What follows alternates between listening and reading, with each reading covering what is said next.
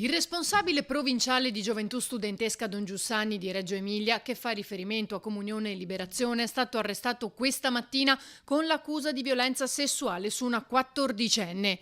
I carabinieri di Rimini e Castelnuovo Monti, in provincia di Reggio Emilia, gli hanno notificato l'ordinanza di custodia cautelare in carcere nell'abitazione di Caorle dove vivono i genitori. Per Gioventù Studentesca l'uomo di 52 anni faceva l'educatore ed è membro di un'associazione laicale cattolica in cui si seguono i precetti di povertà, castità e obbedienza sotto l'egidia del movimento.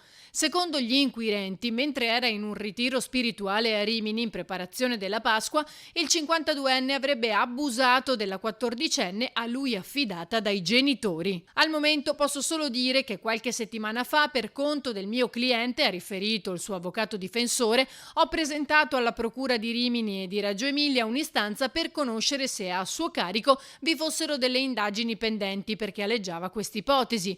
Poi è arrivata l'ordinanza di custodia cautelare. Comunione e Liberazione esprime in una nota dispiacere e costernazione per quanto emerso dall'indagine. A carico di questa persona coinvolta nell'attività educativa del movimento, si legge, evidenziando che è già stato sospeso.